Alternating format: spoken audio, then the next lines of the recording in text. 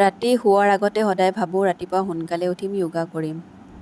তাৰপিছত ৰাতিপুৱা একেই গতি, দেৰিকৈ উঠা অভ্যাসটোৰ কাৰণে মোৰ কিছুমান বস্তু বহুত লৰালৰি হৈ যায়। আচ্ছা, যি কি নহওক, ৰাতিপুৱা উঠি ল'ৰাৰ খানাটো ৰেডি কৰি গা চা ধুৱাই তাক স্কুলৰ কাৰণে ৰেডি কৰি স্কুলত থৈ আহিলোঁ। তাৰপিছত মই আহিছোঁ আকৌ মন্দিৰৰ ফালে। যিহেতু আজি মঙলবাৰ, হনুমান মন্দিৰত প্ৰায়ে যোৱা হৈছে আজিকালি, ভাল লাগে গৈ পেলাই। তাৰপিছতে সেয়া ধূপ চাকি জ্বলালোঁ, সেৱাভাগ জনাই মেলি আকৌ স্কুললৈ আহিছোঁ। যিহেতু আজি সোনকাল হৈ আছিলে, একদম নিজান।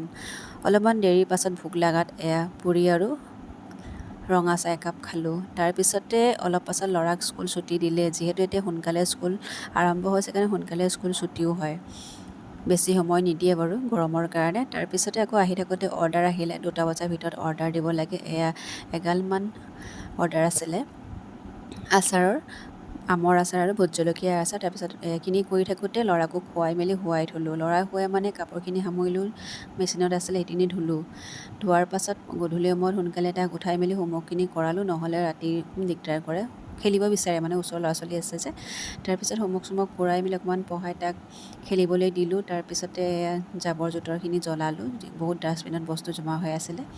তাৰপিছতে ৰঙা চাহ একাপ খাই লৈছোঁ, একেবাৰে নেমু চেমু চেপি পেলাই, একদম ভাল লাগি গৈছে। গধূলি সময়ত একে চাকি থাকি জ্বলাই মেলি সেয়া অকণমান চাহ একাপ খাই পেলাই ওলাই আহিছোঁ চব্জি কিনিবলৈ। যিহেতু চব্জি একেবাৰে নাছিলে, আমাৰ ঘৰৰ কাষতে হয় বাৰু। চব্জি বিশেষ একো নাছিলে আজি, আৰু তাৰে কেইটামান লৈ আহিলোঁ। এতিয়া জিকা বনাব লৈছোঁ বুটৰ দালিৰ লগত। ল'ৰাই এনেকৈ জিকা খাবলৈ বেয়া পায়, কিন্তু আদা নহৰু বিলাহী চব মই পেষ্ট কৰি পেলাই, বইল কৰি পেলাই পেষ্ট কৰি তাৰপিছত গ্ৰেভি নিচিনাকৈ বনাই দিম, ধুনীয়াকৈ খায়। এয়া খাই বৈ খেলি ভাগৰ লাগিছে বোলে, খাই বৈ শুই থাকিলে।